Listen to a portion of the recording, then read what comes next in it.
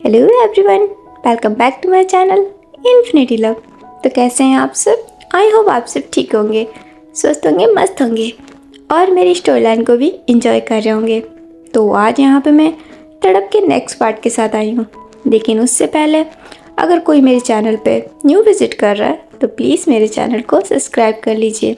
और अगर आपको मेरी स्टोरी पसंद आए तो उसे लाइक, कमेंट, शेयर और अपने दोस्तों को भी रेकमेंड कीजिए। तो चलिए अब हम आगे बढ़ते हैं। लेकिन आगे बढ़ने से पहले मैं आप सभी से कुछ कहना चाहती हूँ। मुझसे बार बार एक सवाल किया जा रहा है कि ये स्टोरी कितनी लॉन्ग होगी, कितने पार्ट बनेंगे। तो गाइस, ऑनेस्टली बताऊँ तो अभी मुझे खुद को भी नहीं पता कि इसके टोटल कितने पार्ट बनेंगे। जब तक स्टोरी थोड़ी आगे नहीं बढ़ जाती, फ्लैशबैक ख़त्म नहीं हो जाता, तब तक मुझे भी आइडिया नहीं लगेगा। बिकॉज मैं अपनी स्टोरी को कहीं लिखती नहीं हूँ, मैं हाथों हाथ ही सोच के रिकॉर्ड करती हूँ। इसीलिए मुझे कोई आइडिया नहीं लग रहा है। आप लोगों के इस सवाल से अब मेरे मन में सवाल आ रहा है कि आप सब ऐसा सवाल क्यों कर रहे हैं? क्या आप लोगों को ये स्टोरी बोर कर रही है या फिर ये लॉन्ग लग रही है? एक्चुअली में मेरी आदत है कि मैं चीज़ों को डिटेल में डिस्क्राइब करती हूँ ताकि आप लोग हर इमोशन को फील कर सके, उससे कनेक्ट कर सके। लेकिन अगर आप लोगों को ये स्टोरी शॉर्ट में सुननी है, अगर आप चाहते हैं कि ये स्टोरी जल्दी ख़त्म हो जाए, शॉर्ट में ख़त्म हो जाए, तो आप लोग मुझे ये बात बता दीजिए। तब मैं चीज़ों को शॉर्ट में निपटा दूंगी, कट कर दूंगी चीज़ों को। लेकिन फिर आप सबको शायद उतना मज़ा नहीं आएगा, क्योंकि स्टोरी में जब तक सारे इमोशन हमें ना दिखाया जाए, जब तक वो हमें फील ना हो, जब तक स्टोरी का रियल मज़ा नहीं आता। ये मेरा पॉइंट ऑफ व्यू है, आप लोगों का अलग हो सकता है। वेल, आप लोगों का जो भी हो, आप लोग मुझे कमेंट करके बता दीजिएगा ताकि मैं उस हिसाब से आगे की स्टोरी फिर कंटिन्यू करूँ। ओके, तो चलिए अब हम आगे बढ़ते हैं और आज की ये स्टोरी मैं अपने पॉइंट ऑफ व्यू से आप लोगों को सुनाऊंगी, क्योंकि लैंजन के पॉइंट ऑफ व्यू से स्टोरी थोड़ी लॉन्ग बनती है। तो जैसे कि हमने लास्ट पार्ट में देखा था कि वेंग लैंजन को अपने साथ अपने घर ले आता है और नाइट में उसकी तबीयत कुछ ख़राब होती है। तो चलिए हम थोड़ी देर पहले जाके देखते हैं कि आखिर ऐसा क्या हुआ जिससे लैंजन की तबीयत बिगड़ गई। वेंग के चले जाने के बाद लैंजन के पास कोई काम नहीं था। वो यही सोच रहा था कि वो आगे क्या करेगा। वो कहीं जा भी नहीं सकता था और उसके पास करने के लिए भी कोई काम नहीं था। इसीलिए वो चुपचाप बेड पर लेट जाता है और यही सोचने लगता है। सोचते सोचते ना जाने कभी उसे नींद आ जाती है। वो सो जाता है। जब उसकी नींद खुलती है तो काफ़ी देर हो चुका होता है, शाम हो चुकी होती है। वो इससे काफ़ी हैरान होता है। वो काफ़ी देर तक सोता रहा, उसे किसी ने जगाया भी नहीं। लेकिन फिर वो काफ़ी रिलैक्स फील करता है कि चलो अच्छा हुआ वो सो गया, वरना वो पूरे दिन ही बोर हो जाता।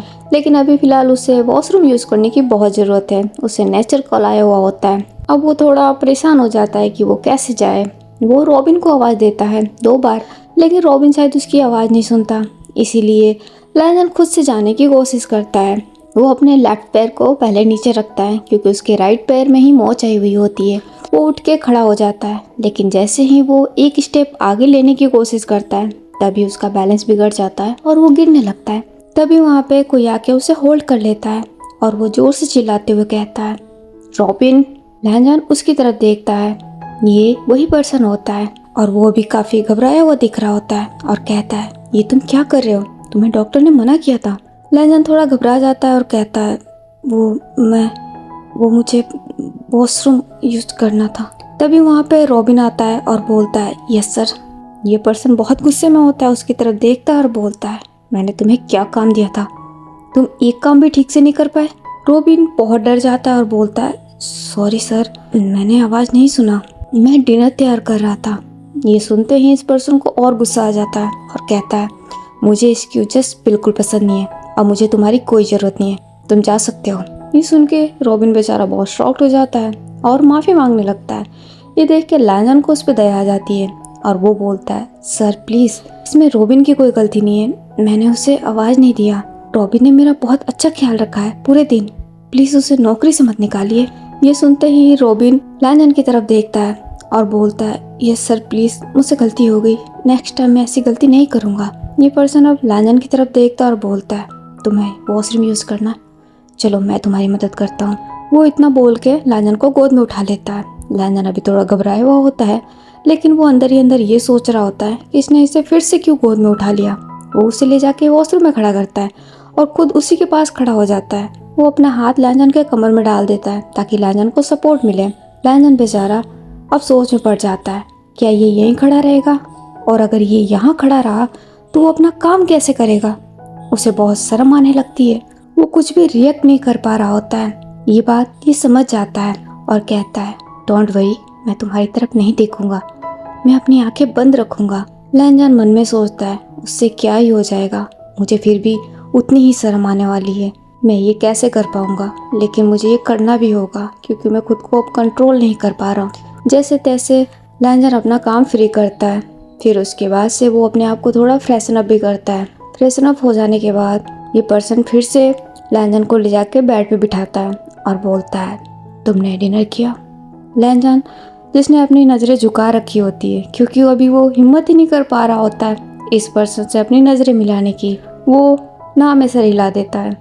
तो ये पर्सन बोलता है, ठीक है, मैं अभी चेंज करके आता हूँ, फिर साथ में डिनर करते हैं। लैनजान इसमें भी हाँ में नोट कर देता है। ये पर्सन वहाँ से चला जाता है। थोड़ी देर बाद ये खुद को चेंज करके आता है और बोलता है, चलो हम डिनर करते हैं। इतना बोल वो फिर से लैनजान को गोद में उठाने की कोशिश करता है। इस बार लैनजान विरोध करते हुए कहता है, सर प्लीज़ मुझे गोद में मत उठाइए, मैं कोई छोटा बच्चा नहीं हूँ, मैं ऐसे ही चल सकता हूँ। ये सुन के वो पर्सन थोड़ा हैरान होता है, लेकिन फिर वो लैनजान को कैरी करता है और बोलता है, अच्छा पर तुम कैसे चलोगे, तुम्हारे पैर में तो चोट लगी है, क्या तुम कूद के जाने वाले हो? लैनजान अपनी नज़रें फेर लेता और कहता है, हाँ मैं ऐसा कर सकता हूँ। ये सुन के इस पर्सन को थोड़ी हंसी आ जाती है। ये हल्का सा मुस्कुराता और कहता है, और अगर इससे तुम्हें और पेन हुआ तो फिर तुम क्या करोगे? तो फिर लैनजान बोलता है, नहीं मैं खुद को संभाल लूँगा, मैं कोई छोटा बच्चा नहीं हूँ।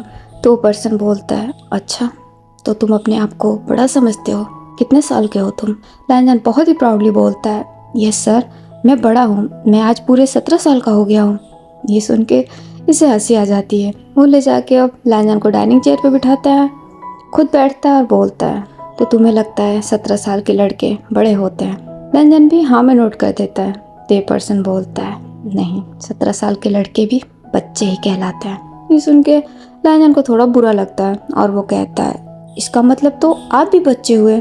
ये सुन के वो पर्सन थोड़ा हैरान होता है और बोलता है, मैं बच्चा नहीं हूँ, मैं बड़ा हूँ, मैं तुमसे काफ़ी बड़ा हूँ, मैं 29 साल का हूँ। ये सुन के तो लैनजान को विश्वास ही नहीं होता क्योंकि ये पर्सन 29 का तो बिल्कुल नहीं लग रहा होता है। इसे देख के तो लैनजान को यही आइडिया लगा कि ज़्यादा से ज़्यादा 20 साल का होगा। वो बहुत ही शॉक्ड हो जाता है। अब ये पर्सन प्लेट लेता है और लैनजान के लिए खुद अपने हाथों से ही डिनर सर्व करने लगता है। फिर वो लैनजान के सामने प्लेट रखता है और बोलता है, चलो अब डिनर करो। लैनजान बेचारा जो कि हैरान होता है, अब वो अपनी हैरानी से बाहर आता है और हाँ में नोट कर देता है। तभी उसके दिमाग में एक ख्याल आता है और कहता है, सर मेरी आपसे एक रिक्वेस्ट है, प्लीज़ आप कल मॉर्निंग में मुझे मेरे स्कूल छोड़ दीजिएगा। ये सुन के ये पर्सन हैरान होता है और बोलता है, क्यों? तो लैनजान कहता है, मुझे स्कूल जाना है सर, मैं अपना स्कूल मिस नहीं कर सकता, मेरा सेमेस्टर आने वाला है और मुझे उसकी तैयारी करनी है। तो ये पर्सन बोलता है, नहीं ये नहीं हो सकता, तुम्हारे पैरों में मोच चाहिए, तुम्हें कुछ दिन आराम करना होगा। तो लैनजान बोलता है, no sir I am fine, मुझे स्कूल जाना है, प्लीज़ आप कल मुझे स्कूल छोड़ दीजिएगा। ये सुन के ये भी अब सोच में पड़ जाता है। पहली बार वो किसी लड़के को स्कूल जाने के लिए इतना डेस्परेट देखा है। उसके मन में भी काफ़ी सवाल उठने लगते हैं और वो कहता है, क्या तुम साइंस के स्टूडेंट हो? तो लैनजान बोलता है, नो सर मैं कॉमर्स का स्टूडेंट हूँ, बट मैंने इकोनॉमिक्स लिया है और मुझे इस बार 12th में टॉप करना है ताकि मुझे गुसू यूनिवर्सिटी के लिए स्कॉलरशिप मिल सके। मेरे पास फीस देने के पैसे नहीं हैं, इसीलिए मुझे स्कॉलरशिप के लिए काफ़ी मेहनत करने की ज़रूरत है, मैं एक दिन भी स्कूल मिस नहीं कर सकता। ये सुन के ये पर्सन पूरी तरीके से शांत पड़ जाता है और वो लैनजान को देखने लगता है। उसके ऐसे देखने से लैनजान अपने मन में सोचने लगता है, ये मुझे ऐसा क्यों देख रहा है, मैंने ऐसा भी क्या कह दिया? वो थोड़ा नर्वस हो जाता है और वो अपनी नज़रें नीचे झुका लेता है। तभी ये पर्सन बोलता है, क्या तुम स्कॉलरशिप के स्टूडेंट हो? लैनजान हाँ में नोट करता है। तो ये कहता है, तो भी मैं तुम्हें स्कूल जाने की परमिशन नहीं दूंगा, अभी तुम्हें रेस्ट करने की ज़रूरत है, लेकिन तुम फिक्र मत करो, मैं तुम्हें स्पॉन्सर कर दूंगा, तुम्हें स्कॉलरशिप मिल जाएगी। तो लैनजान बोलता है, नो थैंक यू सर, मैं अपनी मेहनत से स्कॉलरशिप लेना चाहता हूँ, मैंने हमेशा स्कूल में टॉप किया है और मुझे पूरा यकीन है मैं इस बार भी टॉप करूँगा और मुझे स्कॉलरशिप ज़रूर मिलेगी, बस मुझे थोड़ी मेहनत करने की ज़रूरत है और मुझे पूरा यकीन है मैं ये कर सकता हूँ। लैनजान की इस बातों से ये पर्सन पूरी तरीके से शांत पड़ जाता है और लैंजन को ही देखने लगता है। तो लैंजन बोलता है, प्लीज़ सर समझने की कोशिश कीजिए। तो ये पर्सन बोलता है, ठीक है, एक काम हो सकता है, जब तक तुम यहाँ रेस्ट पे हो तब तक तुम ऑनलाइन क्लासेस ले लो। इससे तुम्हारी रेस्ट भी हो जाएगी और तुम्हारी क्लासेस भी मिस नहीं होगी। लेकिन अभी के लिए तुम्हारा स्कूल जाना ये बिल्कुल सेफ नहीं रहेगा। जब तक डॉक्टर नहीं बोल देता कि तुम पूरी तरीके से ठीक हो, मैं तुम्हें जाने की इजाज़त नहीं दूंगा। लैंजन भी ये सुन के खुश हो जाता है। उसे तो अपने क्लासेस अटेंड करने से मतलब है, स्कूल जाने से नहीं। अगर वो यहाँ घर बैठे भी अपनी क्लासेस अटेंड कर सकता है तो उसे कोई प्रॉब्लम नहीं है। वो बहुत खुश हो जाता है और बोलता है, ठीक है सर। तो ये पर्सन बोलता है, चलो अब जल्दी से डिनर कर लो। लैंजन भी अब खुशी खुशी डिनर करने लगता है। तभी एक सवाल उसके मन में और आता है, और जब से यहाँ आया है उसने यहाँ पे किसी को नहीं देखा। अभी भी डाइनिंग टेबल पे ये दोनों ही होते हैं। अब वो इस सवाल को पूछ ही लेता है और कहता है, सर मुझे आपसे एक और सवाल करना है। मैं जब से यहाँ आया हूँ मैंने यहाँ पे किसी को नहीं देखा और अभी भी यहाँ पे कोई नहीं है। क्या आप इतने बड़े घर में अकेले रहते हैं? ये पर्सन हाँ में नोट करता है और बोलता है, हाँ मैं यहाँ अकेला रहता हूँ। ये मेरे दादा दादी का घर है। मैं बचपन से उनके साथ रहा करता था और मेरे पेरेंट्स अब्रोड में रहते थे, लेकिन फिर मेरे दादा दादी की डेथ हो गई और उसके कुछ ही साल बाद मेरे मॉम डैड की भी। तब से मैं यहाँ अकेला ही हूँ। ये सुन के लैंजन को बहुत बुरा फील होता है इसके लिए और वो कहता है, I am really sorry sir. तो ये पर्सन बोलता है, कोई बात नहीं, वैसे मेरी एक बड़ी बहन है लेकिन उसकी भी शादी हो गई है। वो अभी अपने हस्बैंड और अपने बेटे के साथ अब्रोड में रहती है। उसका 2 साल का एक बेटा है। ये सुन के लैंजन हाँ में नोट कर देता है, पर वो मन ही मन में सोचने लगता है कि अकेले रहना कितना मुश्किल होता है। ये उससे बेहतर कोई नहीं जानता। वाकई में ये आदमी बहुत स्ट्रांग है। इसने अपने आप को कितना अच्छे से मैनेज किया है। लैंजन सोचने लगता है कि उसे भी इसी की तरह बनना है, सेल्फ डिपेंडेंट। अब वो खुशी खुशी अगेन एक बार अपना डिनर करने लगता है। थोड़ी देर बाद उसका डिनर कंप्लीट हो जाता है और वो कहता है, सर मैं फुल हो गया। तो ये पर्सन बोलता है, अभी नहीं, अभी एक और चीज़ बाकी है। वो इतना बोल के रॉबिन को आवाज़ लगाता है। कुछ सेकंड बाद रॉबिन वहाँ आता है हाथ में केक लिए। लैंजन केक को देख के थोड़ा सरप्राइज हो जाता है। रॉबिन केक को डाइनिंग टेबल पे रख के वहाँ से चला जाता है। तो ये पर्सन बोलता है, आई एम रियली सॉरी, आज मेरी वजह से तुम्हारा बर्थडे ख़राब हो गया। तुम अपने बर्थडे को सेलिब्रेट नहीं कर पाए। इसे मेरी तरफ से सॉरी समझ के प्लीज़ एक्सेप्ट कर लो। लैंजन को ये सुन के थोड़ा बुरा लगता है और थोड़ी खुशी भी होती है। बुरा इस बात का लगता है कि इसमें सिर्फ उस पर्सन की गलती नहीं थी, गलती उसकी भी थी। और खुशी इस बात की होती है कि ये पर्सन कितना अच्छा है, कितना काइंड है, जो वो उसके बारे में इतना सोच रहा है। वो भी स्माइल करते हुए थैंक यू बोलता है। अब ये पर्सन उठ के लैंजन के पास आ जाता है और कहता है, तुम्हारा नाम क्या है? तुमने अपना नाम नहीं बताया। लैंजन स्माइल के साथ कहता है, मेरा नाम लांजान है। तो ये पर्सन बोलता है, बहुत प्यारा नाम है, तुम पे सूट करता है। वो इतना बोल कैंडल को जलाता है और बोलता है, चलो अब विश मांगो और केक कट करो। लैंजन भी पहले अपनी विश मांगते हैं, फिर कैंडल बुझाते हैं, फिर केक कट करते हैं। फिर वो अपने हाथों से इस पर्सन को भी केक खिलाते हैं और वो बहुत ज़्यादा खुश होते हैं इस बात से। ये सब हो जाने के बाद वो पर्सन फिर से एक बार लैंजन को कैरी करके रूम में ले जाता है और ले जाके बेड पे बिठा देता है और कहता है, 1 सेकंड में आया। इतना बोल वो बाहर जाता है। फिर थोड़ी देर बाद वो नाइट वियर के साथ आता है। वो लैंजन को देता है और बोलता है, लो इसे चेंज कर लो ताकि तुम सोने में कंफर्टेबल रहो। लैंजन उस नाइट वियर को हाथ में लेता है और सोचने लगता है, क्या ये इसे फिट होगा? वो काफ़ी बड़ी साइज होती है, लेकिन अब इस पर्सन ने इतने प्यार से दिया है तो लैंजन रिफ्यूज़ नहीं करना चाहता है, इसीलिए वो भी हाँ में नोट कर देता है। ये पर्सन वहाँ से हिलता ही नहीं है। ये देख लैंजन सोच में पड़ जाता है, क्या वो उसे इसके सामने चेंज करना होगा? वो थोड़ा घबराने लगता है। ये पर्सन अब समझ आता है। वो अपने फेस को मोड़ लेता है और बोलता है, मैं नहीं देखूंगा, तुम चेंज कर लो या फिर मैं तुम्हारी मदद करूँ। लैंजन घबराते हुए बोलता है, नहीं नहीं मैं कर लूँगा।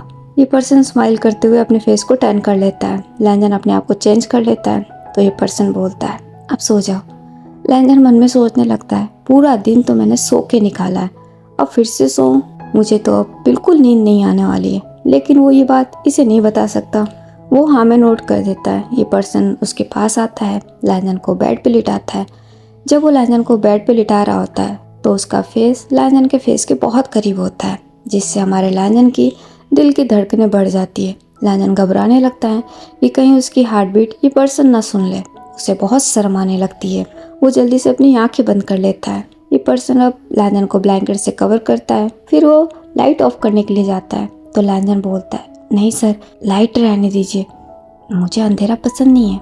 वो पर्सन हाँ में नोट करता है। वो लाइट को जला रहने देता है और बोलता है, सो जाओ, और अगर किसी चीज़ की ज़रूरत हो तो मुझे आवाज़ दे देना, मैं यहीं लॉन में बैठ के काम कर रहा हूँ। लैंजन भी हाँ में नोट कर देता है। वो पर्सन वहाँ से चला जाता है। उसके चले जाने के बाद लैंजन अपना हाथ अपने दिल पे रखता है और कहता है, सच में ये आदमी मेरे दिल के लिए हानिकारक है। जब भी ये मेरे पास आता है, ना जाने क्यों मेरी हार्ट बीट इतनी तेज हो जाती है।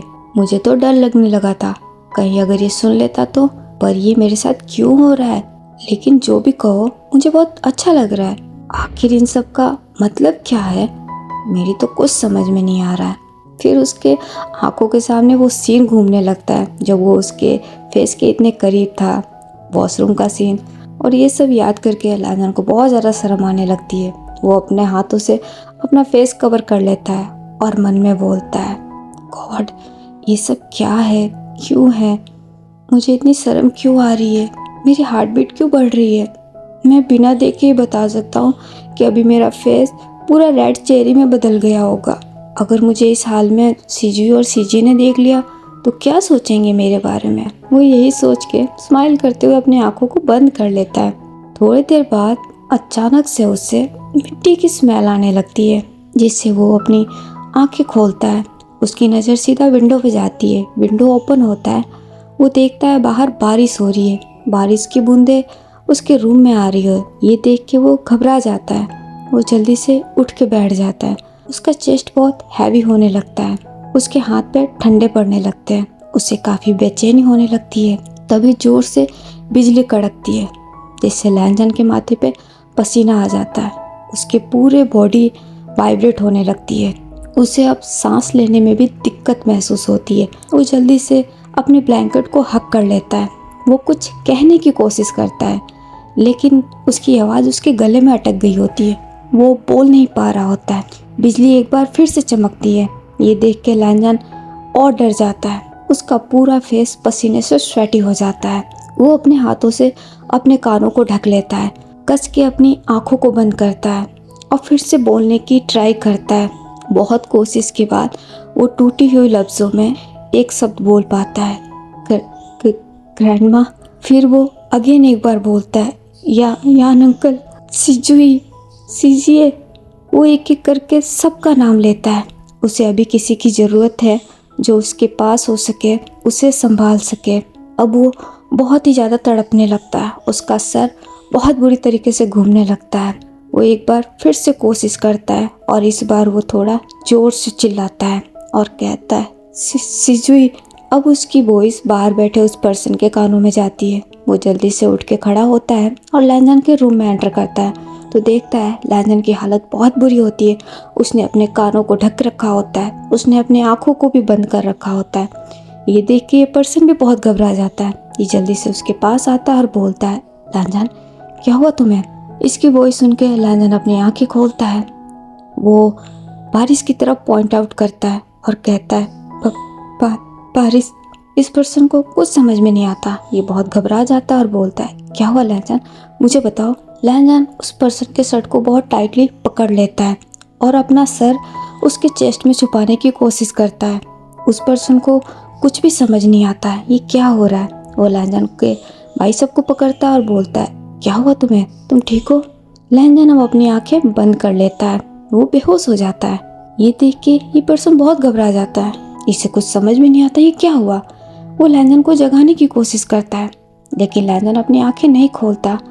अब ये पर्सन भी बहुत डर जाता है। ये जल्दी से डॉक्टर को कॉल करता है। डॉक्टर को कॉल करने के बाद ये लैंजन को देखता है। लैंजन का पूरा फेस पीला पड़ गया होता है। उसका पूरा बॉडी स्वेटी हो गया होता है। उसकी ये हालत देख के इस पर्सन की भी हालत पतली हो जाती है। ये बहुत ही ज़्यादा डर और घबरा जाता है। थोड़ी देर बाद वहाँ डॉक्टर आता है और लैंजन को चेक करता है और उसे एक इंजेक्शन लगाता है। फिर वो विंग की तरफ देखता है और कहता है, ये पैनिक अटैक था। विंग ये सुन के शॉक्ड होता है और बोलता है, पैनिक अटैक। डॉक्टर हाँ में नोट करता है और बोलता है, यस मिस्टर वे, अच्छा हुआ आपने मुझे टाइम पे बुला लिया। ऐसी चीज़ों को लाइटली नहीं लेना चाहिए। कई बार ऐसे अटैक दिखने में बहुत नॉर्मल लगते हैं, बट पेशेंट के लिए बहुत ही टेरिफाइंग होता है। अगर टाइम पे सपोर्ट ना मिले तो सिचुएशन बहुत बिगड़ जाती है। ये सुन के विंग तो बहुत ही ज़्यादा शॉक्ड हो जाता है। वो लैंजन की तरफ देखने लगता है, जो कि अभी थोड़ा शांत होता है, बट वो काफ़ी थका हुआ दिख रहा होता है। विंग अब डॉक्टर की तरफ देखता है और बोलता है, बट डॉक्टर, ये तो बिल्कुल ठीक था। अभी कुछ देर पहले ही मैं इसे यहाँ छोड़ के गया था, तब ये बिल्कुल नॉर्मल था, फिर अचानक से पैनिक अटैक। तो डॉक्टर बोलता है, मिस्टर बेई, ये बात मैं कैसे बता सकता हूँ, ये तो यही बता सकता है। लेकिन आप ही ने कहा था ये कुछ बारिश कह रहा था। हो सकता है ये अटैक बारिश की वजह से हुआ हो, ये बारिश से ट्रिगर हुआ हो, या फिर हो सकता है बारिश से इसका कोई पुराना ट्रॉमा हो। लेकिन फिलहाल के लिए मैं आपको वार्न करना चाहूँगा कि ऐसी चीज़ों को लाइटली नहीं लिया जाता है। ऐसे सिचुएशन में पेशेंट का खास ख्याल रखने की ज़रूरत होती है। मैं आपको वार्न करूँगा कि इसे अकेला मत छोड़िएगा, इसका जितना हो सके ख्याल रखिएगा। फिलहाल घबराने वाली कोई बात नहीं है, मैंने इसे नींद का इंजेक्शन दे दिया है। ये सुबह से पहले नहीं उठेगा, लेकिन फिर भी इसके पास रहिएगा, और अगर कुछ प्रॉब्लम हो तो मुझे कॉल कर दीजिएगा। विंग भी हाँ में नोट कर देता है। तो डॉक्टर बोलता है, ठीक है मिस्टर भैया, मैं चलता हूँ। वो इतना बोल के वहाँ से चला जाता है। उसके चले जाने के बाद विंग लैंजन के पास जाता है, वहाँ जाके बैठ जाता है। वो लैंजन के फेस पे देखने लगता है और सोचने लगता है कि ऐसा इसके साथ क्यों हुआ। फिर वो रॉबिन को आवाज़ देता है और उससे कहता है एक टॉवल और पानी लेके आए। कुछ सेकंड बाद रॉबिन टॉवल और पानी के साथ आता है। विंग वेट टॉवल से लैंजन के पूरे फेस को क्लीन करता है। उसे क्लीन कर देने के बाद वो उसका हाथ पकड़ लेता है और उसे देखने लगता है। तभी उसके दिमाग में डॉक्टर की कही बात आती है। वो उठ के खड़ा होता है और लैंजन को गोद में उठा लेता है और उसे लेके सीधा अब अपने रूम में चला जाता है। वो उसे ले जाके अपने बेड पे सुलाता है। फिर वो उस रूम के कर्टन्स को लगा देता है, डोर को भी अच्छे से लॉक कर देता है। उसके बाद वो लैंजन के पास आके बैठ जाता है। वो अगेन उसे देखने लगता है। लैंजन अभी पीसफुली सो रहा होता है। वो काफ़ी देर तक वहीं बैठा रहता है और उसे देखता रहता है। तभी लैंजन नींद में थोड़ी हलचल करता है। ये देख के विंग घबराते हुए बोलता है, लैंजन तुम ठीक हो, तुम्हें कुछ चाहिए? लैंजन अभी गहरी नींद में होता है। वो विंग का हाथ पकड़ लेता है। इससे विंग थोड़ा उसके करीब झुक जाता है। लैंजन अपना हाथ अब विंग के कमर में डाल देता है और उसे टाइटली हग कर लेता है। इससे विंग थोड़ा हैरान हो जाता है और वो उसकी तरफ देखता है। लैंजन बहुत ही पीसफुली अब नींद में होता है। ये देख के विंग भी अब अपने आप को बिल्कुल मूव नहीं करता, वो वैसे ही रहता है। अब हमें मॉर्निंग का सीन दिखाया जाता है। मॉर्निंग में लैंजन की नींद खुलती है और सबसे पहली चीज़ जो वो देखता है वो होती है विंग का चेहरा। विंग का फेस उसके फेस के बहुत करीब होता है। ये देख के वो बहुत शॉक्ड हो जाता है। फिर वो उस रूम को देखता है। ये रूम उसे अलग नज़र आता है, जिससे वो काफ़ी हैरान होता है और सोचने लग जाता है कि वो यहाँ क्या कर रहा है। तभी उसे नाइट का वो इंसिडेंट याद आता है, जिससे वो थोड़ा घबरा जाता है और वो हलचल कर देता है। इससे विंग की नींद खुल जाती है। वो अपनी आंखें खोलता है और लैंजन को देखता है। वो उसे जगह देख थोड़ा घबराते हुए बोलता है, लैंजन तुम ठीक हो? लैंजन भी हाँ में नोट करता है और बोलता है, सर मैं यहाँ। विंग अब उठ के बैठ जाता है। वो लैंजन का हाथ पकड़ लेता है और बोलता है, पहले ये बताओ तुम ठीक हो, तुम्हें अच्छा महसूस हो रहा है ना? लैंजन भी हाँ में नोट करता है। तो विंग बोलता है, लैंजन क्या तुम मुझे बताओगे तुम्हें नाइट में पैनिक अटैक क्यों आया? लैंजन अपनी नज़रें नीचे झुका लेता है और बोलता है, मुझे बारिश से डर लगता है। जब भी बारिश होती है मेरे साथ हमेशा ऐसे ही होता है। ये सुन के विंग बहुत शॉक्ड होता है और बोलता है, ऐसा तुम्हारे साथ कब से होता है? तो लैंजन कहता है, बचपन से, जब से मुझे याद है। जब भी बारिश होती है मेरे साथ हमेशा ऐसा होता है, लेकिन तब कोई ना कोई मुझे संभाल लेता है। जैसे मेरी ग्रैंड माँ, वो मेरा बहुत ख्याल रखती थी। जब भी बारिश होता था वो पूरे रूम को लॉक कर देती थी और वो मेरे पास रहती थी। और अब सीजी और सीजी मेरा ख्याल रखते हैं। मुझे और किसी चीज़ से डर नहीं लगता सिवाय बारिश से। आई एम सॉरी सर, मेरी वजह से आप भी परेशान हुए, प्लीज़ मुझे माफ़ कर दीजिए।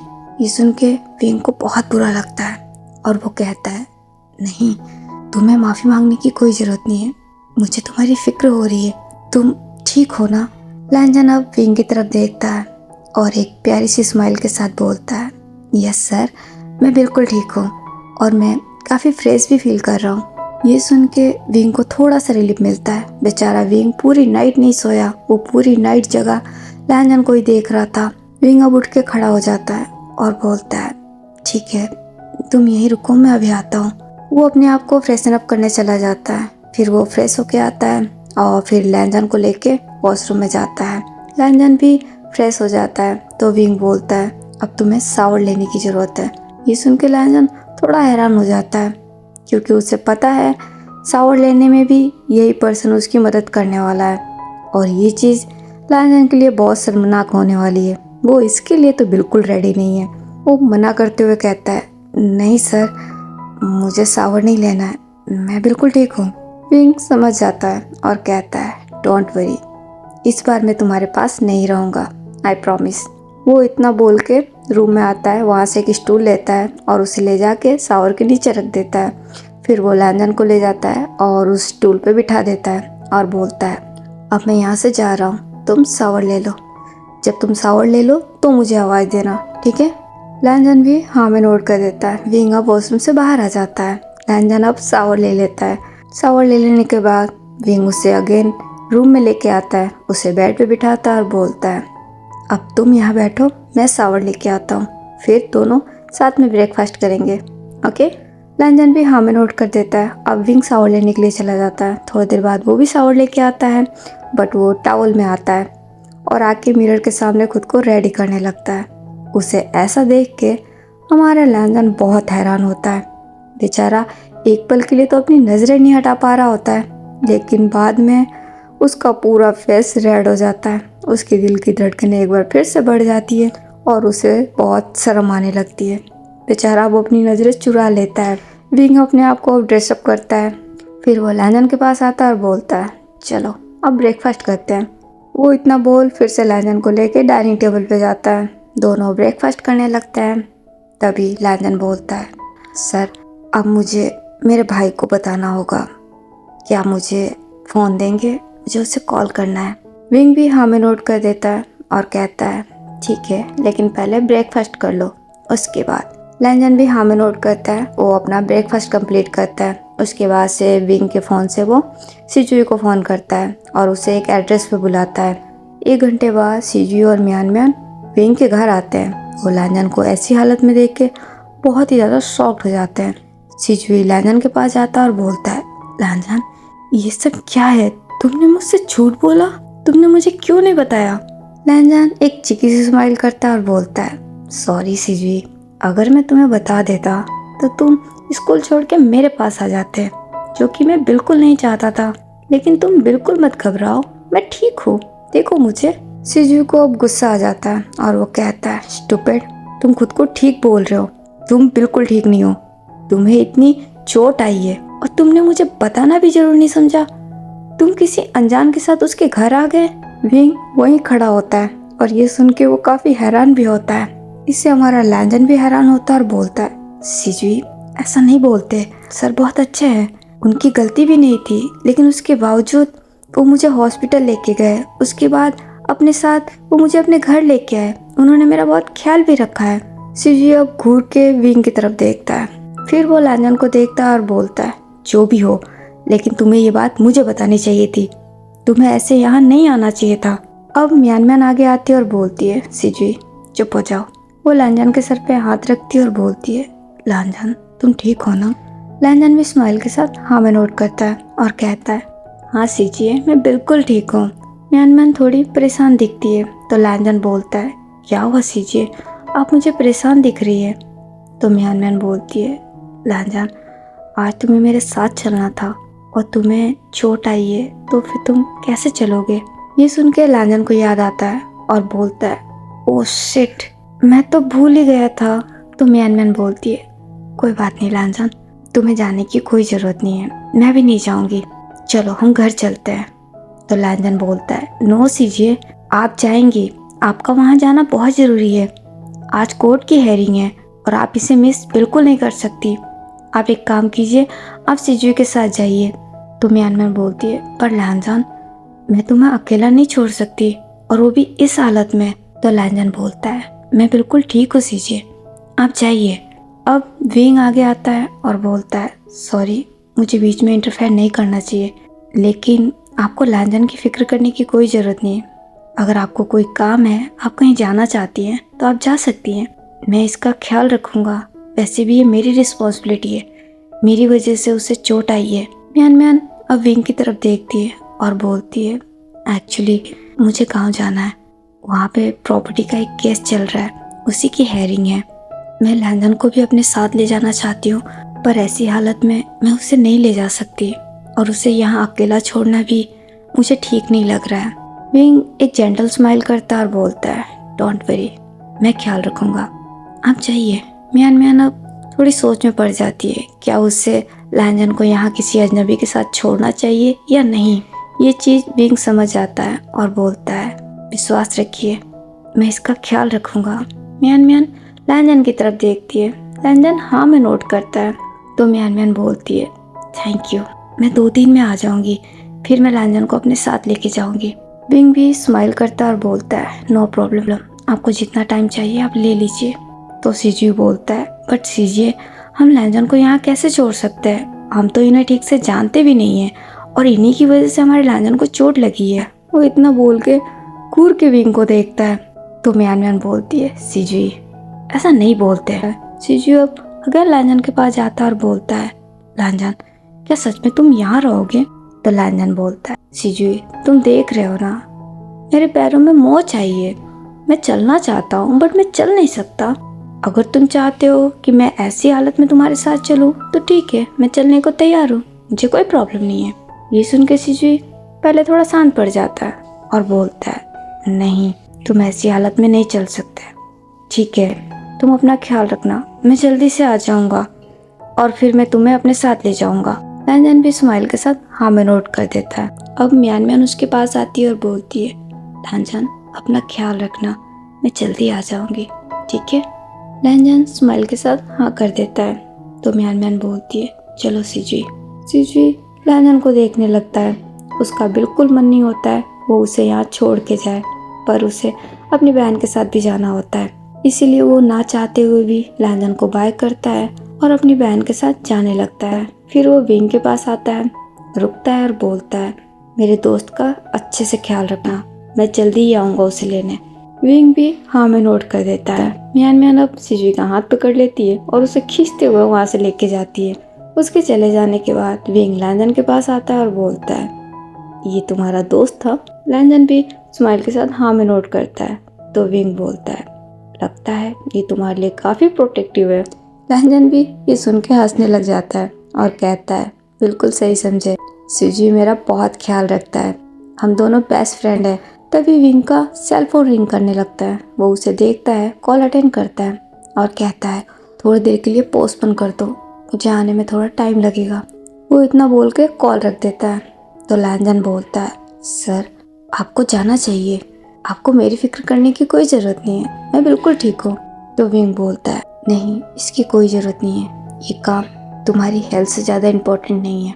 ये सुन के लैंजन को बहुत ज़्यादा खुशी होती है, उसे बहुत वार्म फील होता है, पर उसे साथ ही साथ थोड़ा बुरा भी लगता है। वो नहीं चाहता कि उसकी वजह से किसी का काम खराब हो, इसीलिए वो कहता है, थैंक यू सर, जो आपने मेरे बारे में इतना सोचा, पर ट्रस्ट में मैं बिल्कुल ठीक हूँ, आप जाइए अपना काम कीजिए, मैं नहीं चाहता कि मेरी वजह से आपका काम खराब हो, मुझे बहुत बुरा लगेगा।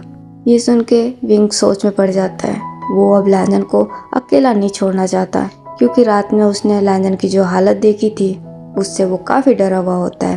वो खड़े खड़े यही सोचने लगता है तो लैंजन फिर से बोलता है, सर प्लीज़ आप जाइए, आपको देर हो रहा है। विंग अब अपने सेंस में आता है और बोलता है, ठीक है, रुको मैं अभी आता हूँ। वो इतना बोल के अपने रूम में जाता है। थोड़ी देर बाद वो वापस लैंजन के पास आता है, उसे एक लैपटॉप देता है और बोलता है, ये लो, मैं जानता हूँ पूरा दिन यहाँ तुम अकेले बोर हो जाओगे, तुम इससे अपना टाइम पास कर सकते हो और इसमें तुम अपनी ऑनलाइन क्लासेस भी अटेंड कर सकते हो।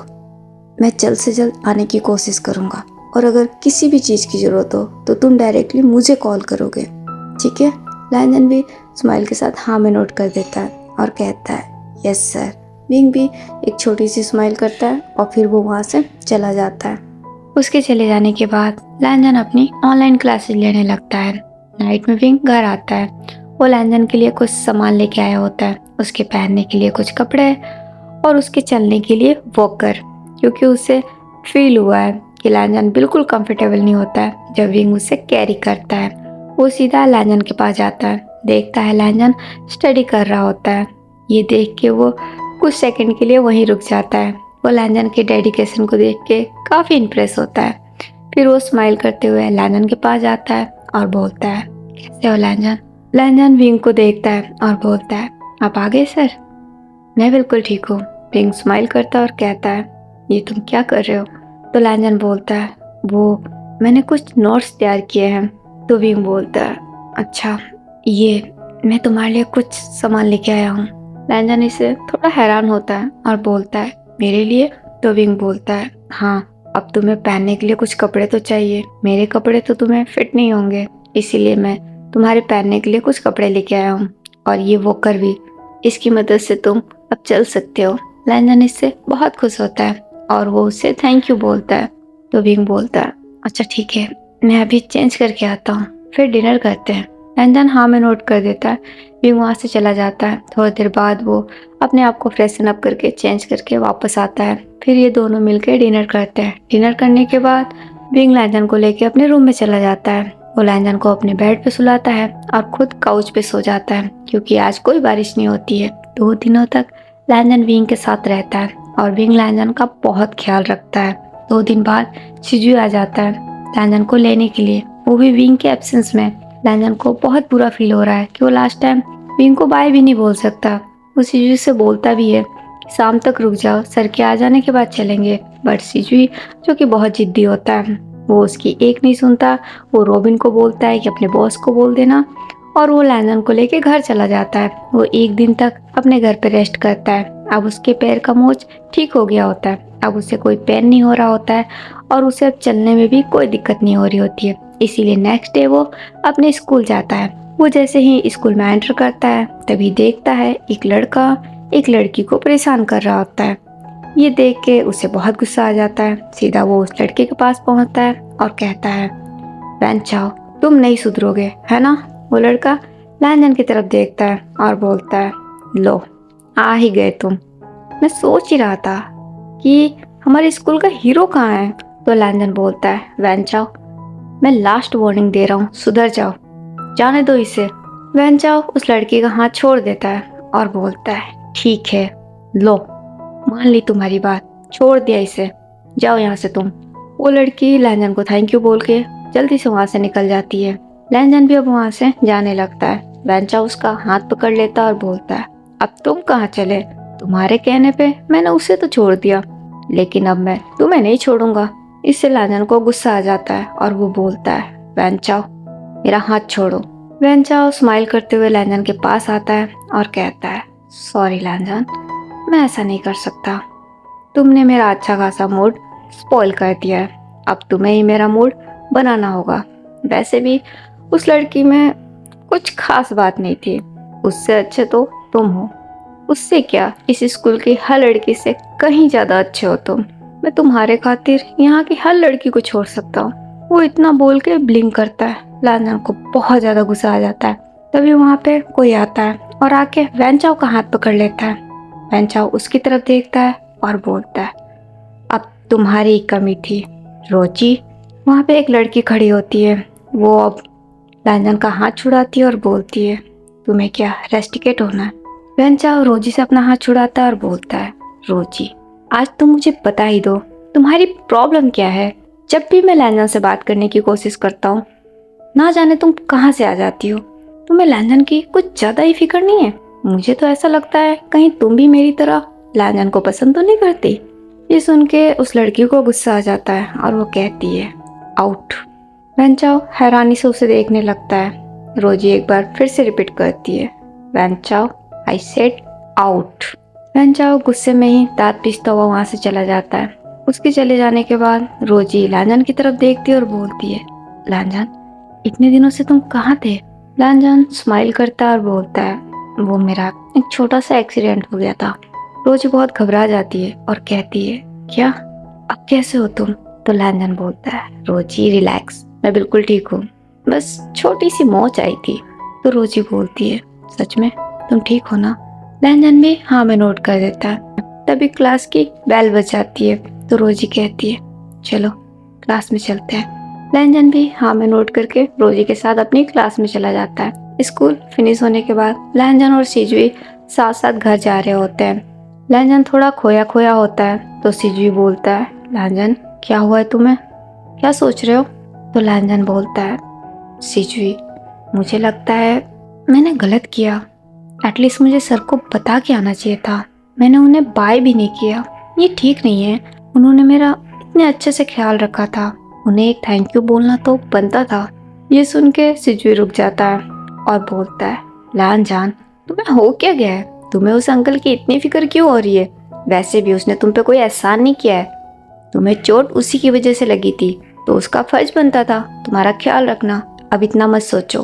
तो लैंजन बोलता है, सिजुई तुम गलत समझ रहे हो, सर सच में बहुत अच्छे थे, मैंने उन जैसा इंसान पहले कभी नहीं देखा था, वो बहुत ही ज्यादा केयरिंग है, उन्होंने मेरी बहुत हेल्प भी की, तुम्हें पता है। सिजुई अब थोड़ा फ्रस्ट्रेट हो जाता है और बोलता है, लैंजन प्लीज मुझे किसी के बारे में कुछ नहीं सुनना है, चलो घर चलते हैं। वो इतना बोल के आगे जाने लगता है। तो लैंजन बोलता है, सिजुई सुनो ना, मुझे अपना फ़ोन दो ना, मैं कॉल करके उन्हें थैंक यू बोल देता हूँ। तो सिजुई बोलता है, कोई ज़रूरत नहीं है, चुपचाप मेरे साथ घर चलो। ये सुन के लैंजन थोड़ा सैड हो जाता है, क्योंकि वो जेन्युइनली चाहता है कि वो एक बार के लिए उसे कॉल करके थैंक यू बोले, बट सिजुई उसे फ़ोन ही नहीं दे रहा होता है। बेचारा सैडली ही अब सिजुई के साथ जाने लगता है। एक्चुअली सिजुई कोई बुरा लड़का नहीं है, बस वो जल्दी किसी पे विश्वास नहीं कर पाता, क्योंकि उसने और उसकी बहन ने भी बहुत कुछ झेला है। उन दोनों ने अपनों से ही धोखा खाया होता है, इसीलिए सिजुई को अब किसी पे विश्वास नहीं होता। और वो लैंजन को लेके काफ़ी पॉजिटिव है, बहुत प्रोटेक्टिव है, क्योंकि लैंजन के साथ भी बहुत बुरा हुआ है। इसीलिए वो लैंजन को किसी से ज़्यादा घुलने मिलने नहीं देता है, क्योंकि वो किसी पे ट्रस्ट ही नहीं कर पाता है। नेक्स्ट डे को भी लैंजन स्कूल आता है, और जब उसकी स्कूल फिनिश होती है तब वो सिजुई से बहाना बनाकर सीधा विंग के घर चला जाता है उससे मिलने के लिए, पर विंग उसे घर पे नहीं मिलता। इससे लैंजन सैड हो जाता है। फिर वो रॉबिन से विंग के ऑफिस का एड्रेस लेके उससे मिलने के लिए वहाँ जाता है, लेकिन उससे विंग से मिलने नहीं दिया जाता। रिसेप्शन पे ही उसे रोक लेते हैं और पूछते हैं, तुम्हारे पास कोई अपॉइंटमेंट है? बेचारे लैंजन के पास कोई अपॉइंटमेंट नहीं होता, इसीलिए उससे विंग से नहीं मिलने दिया जाता। लैंजन अगेन एक बार सैड हो जाता है और सैडली फिर अपने घर चला जाता है। 2 दिन बाद अब उसके सेमेस्टर शुरू हो जाते हैं और उसका सारा ध्यान उस पे चला जाता है। कुछ दिनों बाद उसके फर्स्ट यूनिट टेस्ट के रिजल्ट आते हैं। सबको पूरा यकीन होता है कि लैंजन इसमें टॉप करेगा, और वो करता भी है, लेकिन वो 2 नंबरों से चूक जाता है और उसकी वजह से वो सेकंड नंबर पे आ जाता है। इस बात से लैंजन काफ़ी अपसेट होता है, काफ़ी हर्ट फील करता है और सोचता है कि उसे अभी और मेहनत करने की ज़रूरत है। उसके बाद से वो अगेन एक बार पूरी मेहनत और डेडिकेशन के साथ फिर से अपनी स्टडी में लग जाता है। रिजल्ट आने के 2 हफ्ते बाद स्कूल 12th के स्टूडेंट्स के लिए career guidance and scholarship awareness seminar announce करता है। स्टूडेंट ये सुन के काफ़ी एक्साइटेड हो जाते हैं। स्कूल उन्हें बताता है कि इस सेमिनार में एक स्पेशल गेस्ट स्पीकर को भी इनवाइट किया गया होता है, लेकिन अभी उसका नाम रिवील नहीं किया जाता। ये सुन के कुछ स्टूडेंट काफ़ी एक्साइटेड हो जाते हैं और कुछ के लिए ये बहुत ही बोरिंग होता है। उन्हें सेमिनार में कोई इंटरेस्ट नहीं होता है। उन्हें लगता है कि सेमिनार में लंबा चौड़ा भाषण सुनने को मिलेगा और कुछ भी नहीं। लैंजन की अभी फीलिंग्स समझ में नहीं आती। बेचारा, उसके दिमाग में तो उसकी स्टडी चल रही है, उसे किसी भी कीमत पे स्कॉलरशिप चाहिए, उसे हर हाल में टॉप करना है। कुछ दिन बाद सेमिनार भी आ जाता है। सेमिनार वाले दिन सारे स्टूडेंट वहाँ मौजूद होते हैं। सेमिनार स्टार्ट होता है, लेकिन हमारे लैंजन का फोकस उस पर बिल्कुल नहीं होता है। उसके दिमाग में तो कुछ और ही चल रहा होता है। थोड़ी देर बाद एंकर माइक में अनाउंस करता है, now it's time to invited our special guest speaker the very youngest and successful businessman mister Wei Wuxian. ये सुन के सभी लोग क्लैपिंग करने लगते हैं। लैंजन का अभी भी ध्यान नहीं जाता, वो अभी भी अपने ख्यालों में खोया हुआ रहता है। हमारे special guest mister Wei Wuxian stage पे आते हैं। उन्हें देख के अगेन एक बार सभी क्लैपिंग करते हैं। विंग को स्टेज पे देख के लैंजन के पास बैठा सिजुई बहुत ही ज़्यादा हैरान होता है और कहता है, ये यहाँ क्या कर रहा है? उसकी वॉइस सुन के लैंजन अपसेंस में आता है और वो स्टेज पे देखता है। वो स्टेज पे विंग को देख के बहुत ज़्यादा सरप्राइज हो जाता है। वो पूरे 2 महीने बाद विंग को देख रहा होता है। एक्चुअली में लैंजन को विंग का नाम ही नहीं पता अभी तक, इसीलिए उसने नाम सुन के कुछ भी रिएक्ट नहीं किया। लेकिन अब जब उसने विंग को अपने सामने देखा है, वो काफ़ी सरप्राइज होता है। विंग स्टेज पे खड़ा होता है और उसके फेस पे एक बहुत प्यारी सी स्माइल होती है। एंकर अब उसे माइक देता है। विंग एंकर से माइक लेता है और कहता है, हेलो स्टूडेंट, सबसे पहले तो मैं आप सभी को थैंक यू बोलना चाहूँगा जो आप लोगों ने मुझे इस काबिल समझा और मुझे यहाँ इनवाइट किया। मैं आप सबका ज़्यादा वक्त नहीं लूँगा, ना ही मैं कोई लंबी चौड़ी भाषण दूँगा। मैं सीधा पॉइंट पे आऊँगा। आप सब ने बहुत मेहनत की है, तभी तो आज आप सब यहाँ बैठे हैं। लेकिन याद रखिए, ये सिर्फ शुरुआत है। सफ़र अभी बहुत लंबा है और उसके लिए आप सबको अभी और मेहनत करने की ज़रूरत है, पूरे डेडिकेशन के साथ। मैंने अक्सर देखा है कई ब्रिलियंट स्टूडेंट रुक जाते हैं, वो आगे नहीं बढ़ते हैं क्योंकि उनके पास एक अच्छी अपॉर्चुनिटी नहीं होती। स्कॉलरशिप वही अपॉर्चुनिटी है। ऐसे मौके कभी कभी मिलते हैं, इसीलिए जब भी कभी ऐसा कोई मौका मिले तो उसे पकड़ लीजिए, जाने मत दीजिए और उसका पूरा फ़ायदा उठाइए और ख़ुद को साबित कर दीजिए। दिखा दीजिए दुनिया को कि आप इसके काबिल हैं, आप साइन करने के लिए बने हैं। लैंजन की स्पीच सुन के सारे स्टूडेंट बहुत खुश होते हैं और वो खुशी से क्लैपिंग करने लगते हैं। लैंजन भी काफ़ी खुश होता है, उसके फेस पे भी एक स्माइल आती है। वो अभी विंग को ही देख रहा होता है। विंग की नज़रें भी अब लैंजन पे जाती है, दोनों की आइस कांटेक्ट होता है। विंग एक हल्का सा नोट करता है, जैसे वो कह रहा हो तुम समझे ना। अनजाने में लैंजन भी हाँ में नोट कर देता है। विंग अब माइक को नीचे करता है, लेकिन तभी वो माइक को फिर से हाथ में ले लेता है, जैसे वो कुछ कहना भूल गया हो। वो फिर से बोलता है, और एक बात, अगर कभी आप 1-2 नंबर से पीछे रह जाए तो ये मत समझना कि आप हार गए हो। प्लीज़ हार मत मानना, क्योंकि एक लोहे जब उसे ऊंची और लंबी छलांग लगानी होती है तो वो भी अपने 1-2 कदम पीछे लेता है और उसके बाद वो एक ऊंची छलांग लगाता है। मुझे आप सब पे पूरा यकीन है। All the best. वो इतना बोल के अगेन एक बार लैंजन की तरफ देखता है। लैंजन ये सुन के थोड़ा इमोशनल हो जाता है और उसे लगता है ये स्पीच उसके लिए थी। फिर खुद ही अपने मन में सोचता और बोलता है, नहीं, ये मेरे लिए नहीं थी, उन्हें थोड़ी ना पता है। लेकिन जो भी हो, उसे बहुत खुशी महसूस होती है। उसकी आंखें थोड़ी नम हो जाती है। वो भी एक प्यारी सी स्माइल के साथ अब खुशी से क्लैपिंग करने लगता है। विंग अब माइक एंकर को वापस देता है और फिर से स्माइल करके बाय करके अब वो वहाँ से चला जाता है। थोड़ी देर बाद सेमिनार ख़त्म होता है। सारे स्टूडेंट एक एक करके वहाँ से जाने लगते हैं। लैंजन अभी भी अपनी सीट पर बैठा होता है। अब वो काफ़ी खुश महसूस कर रहा होता है। उसका मूड अब पूरी तरीके से फ्रेश हो गया होता है। विंग की स्पीच ने उसे काफ़ी मोटिवेट किया है। वो वहीं बैठा मुस्कुराया जा रहा होता है। थोड़ी देर बाद वो भी उठ के खड़ा हो जाता है और वो भी वहाँ से बाहर निकलता है। वो स्कूल के कॉरिडोर में पहुँचता है। तभी अचानक से विंग उसके सामने आ जाता है। वो विंग को देख के थोड़ा सरप्राइज होता है।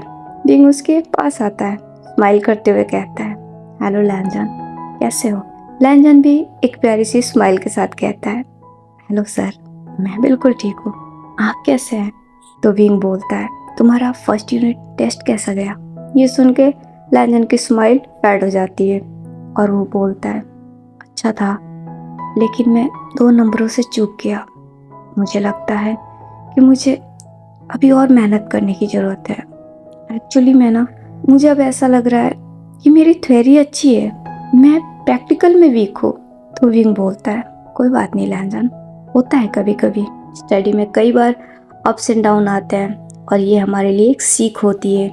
ये हमें सिखाने के लिए आता है। लेकिन मुझे तुम पे पूरा यकीन है, तुम कर लोगे। लेकिन अगर तुम चाहो तो मैं इसमें तुम्हारी मदद कर सकता हूँ। मैं तुम्हें प्रैक्टिकल को अच्छे से समझा सकता हूँ। अगर तुम्हें बुरा ना लगे और तुम्हारे पास टाइम हो तो मैं तुम्हें सिखा सकता हूँ। ये सुन के लैंजन बहुत खुश हो जाता है और बोलता है, क्या सच में?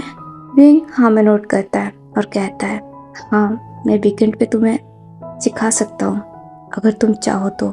लैंजन ये सुन के तो बहुत ही ज़्यादा खुश हो जाता है। उसकी आंखों में तो चमक आ जाती है और वो कहता है, श्योर सर, मैं रेडी हूँ, मुझे कोई प्रॉब्लम नहीं है, मैं सीखना चाहता हूँ।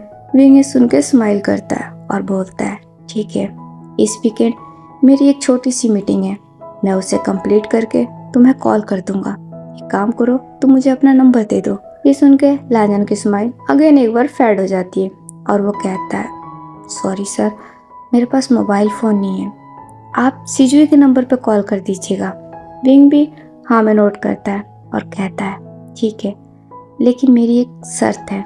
ये सुन के लैंजन थोड़ा हैरान होता है और बोलता है, शर्त? कैसी शर्त?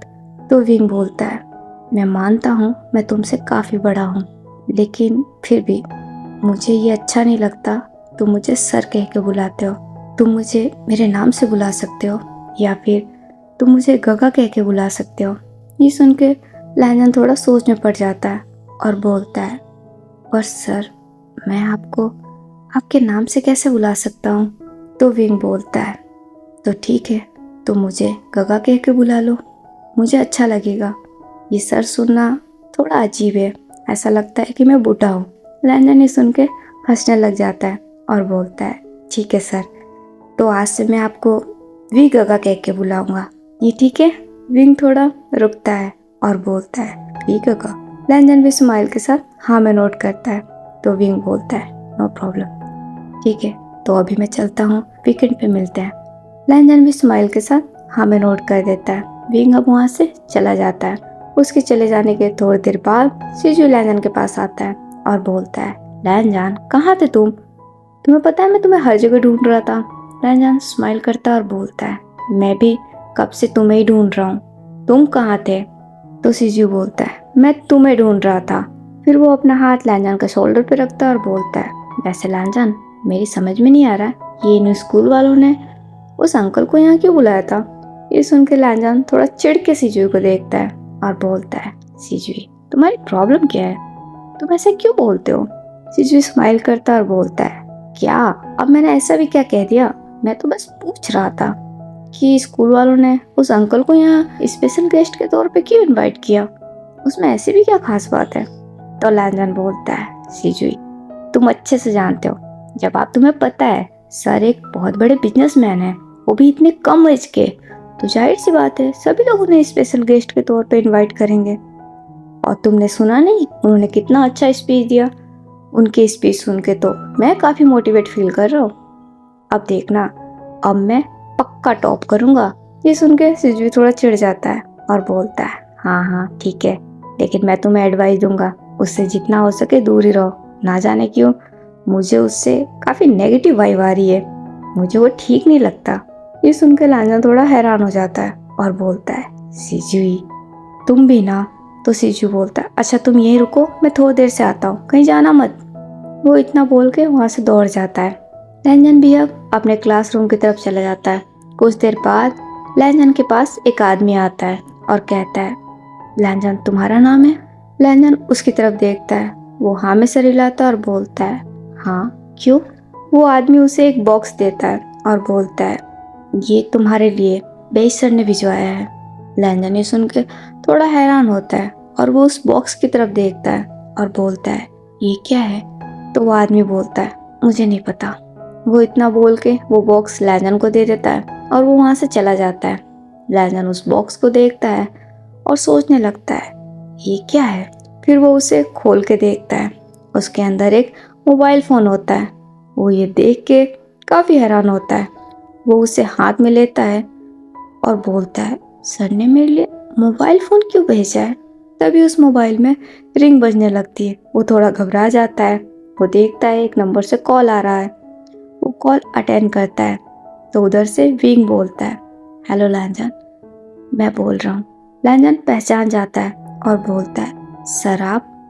तो विंग बोलता है, सर। लैंजन अपने आप को करेक्ट करता है और बोलता है, विंग का आपने मुझे ये फ़ोन क्यों भिजवाया? तो विंग कहता है, क्योंकि तुम्हें इसकी ज़रूरत है। तो लैंजन बोलता है, पर विंग का मैं इसे नहीं रख सकता। तो विंग बोलता है, क्यों? लैंजन चुप रह जाता है, कुछ नहीं बोलता। तो विंग बोलता है, मैं समझता हूँ लैंजन, तुम्हें किसी का एहसान नहीं चाहिए, पर ये कोई एहसान नहीं है और ना ही ये कोई मदद है, इसे मेरा तोहफा समझो और माफ़ी भी। तो लैंजन बोलता है, बट वीगगा मैं इसे। विंग उसे कट करता है और बोलता है, प्लीज़ आई इंसिस्ट। वैसे भी मैंने तुम्हारा बर्थडे ख़राब किया था और मैंने तुम्हें कोई प्रेजेंट भी नहीं दिया था, तो इसे मेरी तरफ से अपना बर्थडे प्रेजेंट समझो। ये सुन के लैंजन को थोड़ा अच्छा लगता है और वो बोलता है, ठीक है वीगगा, थैंक यू। तो विंग बोलता है, इसकी कोई ज़रूरत नहीं है, ठीक है अब मैं रखता हूँ, वीकेंड पे मिलते हैं। लैंजन भी हाँ कर देता है। विंग अब कॉल रख देता है। कॉल रखने के बाद लैंजन उस फ़ोन को देखता है। अब वो थोड़ा खुश हो जाता है और बोलता है, मैं तुम्हें कब से लेने की कोशिश कर रहा था, पर मेरे पास इतने पैसे ही नहीं हो रहे थे, बट फाइनली मेरे पास फ़ोन आ गया। मैं बहुत खुश हूँ।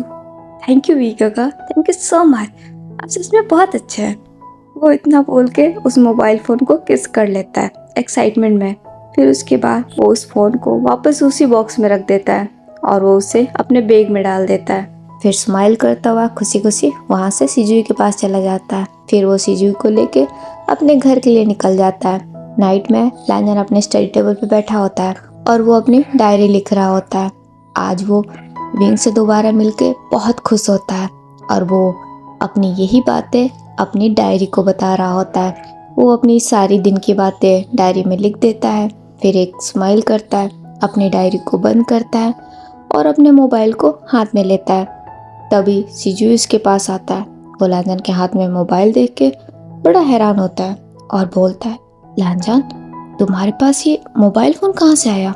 लैंजन थोड़ा घबरा जाता है। सिजुई लैंजन के हाथ से वो मोबाइल ले लेता है और देखने लगता है और फिर बोलता है, बताओ तुम्हारे पास ये फ़ोन कहाँ से आया, वो भी इतना महंगा?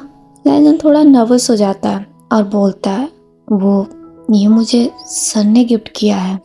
ये सुन के सिजुई बड़ा शॉक्ड हो जाता है और बोलता है, क्या उस अंकल ने, पर क्यों? तो लैंजन बोलता है, मुझे नहीं पता, उन्होंने कहा कि ये मेरा बर्थडे प्रेजेंट है और मुझे इसकी ज़रूरत है। सिजुई को थोड़ा गुस्सा आ जाता है और वो कहता है, और तुमने ले लिया? लैंजन मैंने तुम्हें पहले ही बताया था ना, इस आदमी से दूर रहो, ना जाने क्यों ये मुझे बिल्कुल पसंद नहीं आता। लैंजन अब सिजुई के हाथ से उस मोबाइल को वापस लेता है और बोलता है, सिजुई तुम गलत समझ रहे हो, सर वैसे नहीं है, वो बहुत अच्छे हैं, और वैसे भी उन्होंने क्या गलत किया है जो तुम उनके बारे में ऐसा बोल रहे हो? तो सिजुई बोलता है, मैं नहीं जानता, बस मुझे वो इंसान बिल्कुल पसंद नहीं है। देखो लैंजन तुम मेरे बेस्ट फ्रेंड हो, तुम मेरे भाई की तरह हो, इसीलिए मैं तुम्हें बोल रहा हूँ, उससे दूर रहो। लैंजन अब सिजुई के पास आता है। वो अपना हाथ उसके कंधे पे रखता है और बोलता है, सिजुई मैं जानता हूँ मुझे तुम पे पूरा यकीन है, लेकिन तुम भी तो मुझ पे यकीन करो, मुझे भी सही और गलत की पहचान है, और मेरा यकीन मानो सर बहुत अच्छे हैं, वो बिल्कुल बुरे इंसान नहीं है और ना ही उनका कोई गलत इरादा है। मुझे लगता है कि वो मेरी मदद करना चाहते हैं और कुछ नहीं, और इसमें तो कोई गलत बात नहीं है। एक्चुअली मैं आज सर मुझसे मिले थे और उन्होंने मुझे कहा कि वो मेरी स्टडी में भी हेल्प करेंगे। ये सुन के सिजुई और ज़्यादा शॉक्ड हो जाता है और बोलता है, क्या? तो लैंजन बोलता है, हाँ सिजुई, और तुम तो जानते हो ना अभी स्टडी में मुझे हेल्प की कितनी ज़रूरत है। हमारे पास इतने पैसे भी नहीं है कि हम किसी ट्यूटर को अफोर्ड कर सके, प्लीज़ समझो, मुझसे नाराज़ मत हो। सिजुई ये सुन के शांत पड़ जाता है, वो कुछ नहीं बोलता। लैंजन अब उसका फेस होल्ड कर लेता है और बोलता है, सिजुई तुम मेरे अच्छे दोस्त हो ना, प्लीज़ प्लीज़ मुझ पे यकीन कर लो और मुझसे नाराज़ ना हो। सिजुई लैंजन की तरफ देखता है। लैंजन एक बहुत प्यारी सी स्माइल कर रहा होता है। उसकी ये स्माइल देख के सिजुई भी मेल्ट हो जाता है और बोलता है, ठीक है, लेकिन मैं फिर भी तुम्हें कहूँगा उससे जितना हो सके डिस्टेंस मेंटेन करके रखना, ना जाने क्यों मुझे उस पर चाह कर भी भरोसा नहीं हो रहा। लैंजन ही सुन के खुश हो जाता है। वो सिजुई को हक करता है और बोलता है, प्रॉमिस मैं पूरा ख्याल रखूँगा, अगर मुझे कभी भी लगा कि कुछ गलत है तो मैं सबसे पहले तुम्हें बताऊँगा। सिजुई भी हाँ में नोट कर देता है और बोलता है, ठीक है, लेकिन मैं पहले बता रहा हूँ, अगर उसने कभी भी तुम्हारे साथ कुछ गलत करने का सोचा, भाई गॉड मैं उसे छोड़ूंगा नहीं। लैंजन ये सुन के हंसने लग जाता है और बोलता है, हाँ बिल्कुल, मैं भी तुम्हारा साथ दूंगा, हम दोनों मिलकर उसे नहीं छोड़ेंगे। लेकिन अभी के लिए गुस्सा थूक दो। सिजुए भी स्माइल कर देता है तो लैंजन बोलता है, ये हुई ना बात, चलो अब सो जाते हैं, सुबह स्कूल है ना। सिजुए भी हाँ में नोट कर देता है। दोनों अब अपने बेड पे चले जाते हैं। ओके गाइस, आज के लिए बस इतना ही। आगे की स्टोरी अब हम नेक्स्ट पार्ट में जानेंगे।